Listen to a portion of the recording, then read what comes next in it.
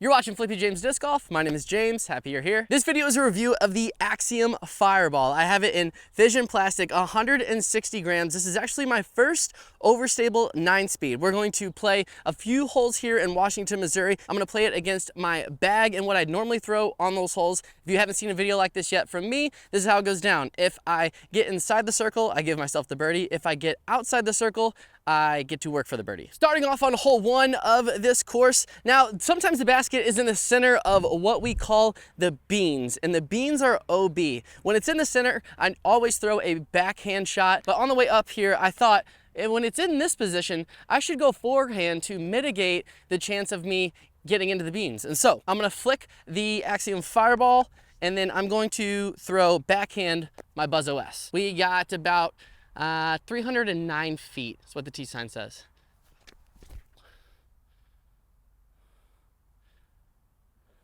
Dang, I put that on way too much anhyzer. The tall grass is not OB, but that was a horrible shot. Definitely gonna have to work for that birdie.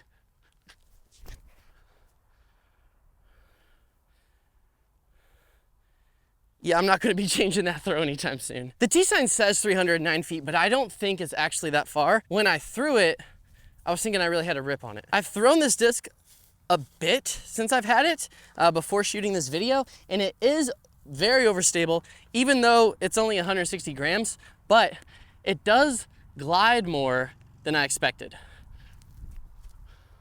Speaking of glide, just drop in there. Oh wow, way long. Hey, this is James from the end of the video where I throw hyzer, flat, and anhyzer in this more of an open field. This video wasn't my best review, but it wasn't so bad that I thought I should wash it. And so the course portion of this video doesn't have some of the best shots. Some are great, but I think the information that I give is going to be helpful to you to decide if this is a disc for you or not, especially on certain holes. Either way, thanks for being here. All right, next hole, kind of similar situation. When the basket is up on the rocks, I think a forehand play is the great play because you can get it to skip into the rock and then you're closer to tap it in. But when it's behind the rocks and on the right side, I like to throw something backhand, overstable, get there easily, but you don't want to go in the tall grass. Like, not at all. It sucks looking for discs in that thing. I'm going to throw a Buzz OS again and then the Fireball. One thing I want to say about the Fireball is it's 90 degrees outside and this thing is more gummy than it ever has been since I've got it. And so I don't know if that messes with the stability or not. We'll go Buzz OS first. Oh, and I freaking do the thing that, come back, come back, come back, come back, come back. Oh, I pulled it and I get to go look for a disc in the tall grass. Why did I pull it? The Fireball, if I do that exact throw, it should come back. I was so nervous. I didn't want to do it. Very overstable. Yeah, it was brutal in there. I didn't find it. I kind of gave up. We do have a left to right wind from the drive, so now we have a tailwind. See if we can save this birdie. Who needs that Buzz OS when you got putts like that? Let's go. That putt was worth having a bad shot with the Fireball. Woo! This is kind of a hard hole to see the basket on. I'm gonna try and zoom in real quick for you. To the right of that little bitty tree, right in the center there, and past it a little bit. It's down there. So what I've been doing here when I play from the longs is throwing a lift, kind of flipping up to flat, and then letting it coast to the right. I'm gonna do that, and then I'm also going to put the Fireball on a little bit of a flex line. Oh, that definitely took some off of there. Full transparency, I've thrown a few times already with the Fireball. 2 went straight into the dirt. 1, I didn't realize the camera was in a bad spot. You couldn't see it fly. 1 hit a tree like one of these. I'm just trying to make a good review for you all. Oh no, there's water to the right. Hit something. We should be okay. Was I in the way? This hole sucked. This is great. We're gonna jump putt Annie. Let's pretend this hole didn't happen. Right after I said this hole sucked, someone just drove by and said, "Hi, Flippy James," and I didn't see who it was. I don't know if I actually know who they are or not, but if I don't, that's really cool. And if I do, that's also cool, hey. Okay, for this hole, the basket is about 15 feet to the right of the farthest tree you see right now. I'm actually gonna throw a similar disc on this hole. I'm gonna throw a resistor versus the Fireball. This is one of my favorite holes on this course. It's from the longs. It's hole 11 if you ever play here. Goal is to put something slightly on anhyzer and let it flex out once it passes like the middle section of the trees over there. Resistor first, because I want to warm up another forehand throw. That's great. That's better. Oof. Did I make it over? Man, I really think the temperature has something to do with the stability. I've heard this before. Normally, when I've thrown it, even on that much anhyzer, it fights out more. So this might be dependent on temperature. I know it's only 160 grams, but I swear this thing is, it's had more fight in it before today. This definitely hasn't been my best review so far. So if you're still watching, I appreciate you. The reason this is my first overstable 9-speed is because I've always just tried to find a Firebird, and every time I find one in the store, there's always flashing on it, very uncomfortable. The splice that I held once, it felt not sharp like flashing, but like it wasn't comfortable. This is smooth all the way around and has been the first overstable 9-speed that I think feels good in my hand. Numbers are 9.4, 0, 3.5. On this hole, I want to flex it between those two trees in the center, have it be on anhyzer, still going through there, and then the basket is straight past the other trees and then up and to the left.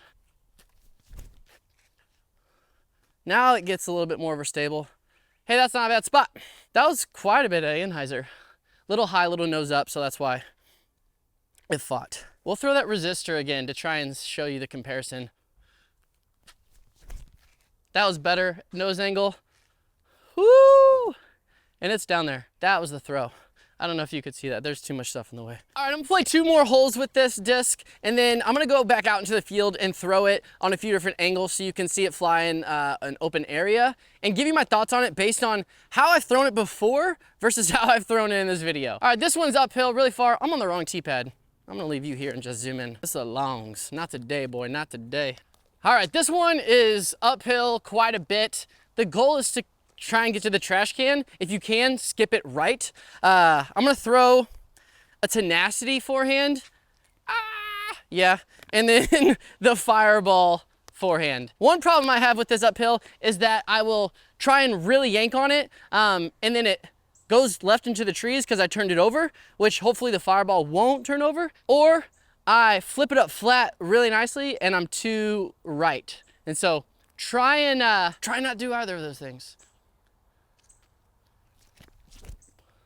Oh, the tenacity's gold right there. Yeah, perfect skip to the right side. That's what you want. All right, Fireball. This one I'm gonna put on a bit more of an angle. Just like that. That's great. That's perfect. You right by the trash can.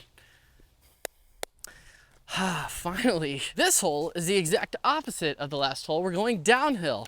Also gonna throw I'm gonna throw an overstable disc with this. I'm gonna throw the Rask. The basket is actually at the bottom of this hill and then back up the ridge. And so if you can get it to flare skip at the bottom of the hill upright, that's ideal, but very tough to do. Otherwise, you would just throw like a putter or a mid and throw it straight down to the bottom and then try and jump putt for a birdie or just get your par. The forehand's way more fun. It might look closer than it is. I got the camera really zoomed in right now, so it kind of compresses things, but you'll get to see the flight of the disc better. Warm up with the Rask.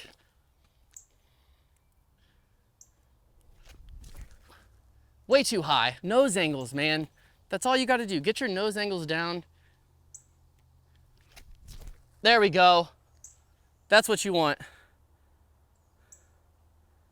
Little bit short, but great flight. You can see the nose angle is more flat, a little bit anhyzer, and downhill, and so it definitely showed more stability there. Now that I have an overstable 9-speed, I get why everybody wants one in their bag. The Fireball specifically, I think feels the best. And normally I'm not a big fan of Fission Plastic. This Fission Plastic feels a bit more grippy than all the other ones I felt. A lot of them feel slick. They feel slick. This feels grippy, and it's not just because it's hot out. Ever since I grabbed this, it's felt nice. The back almost feels like Neutron.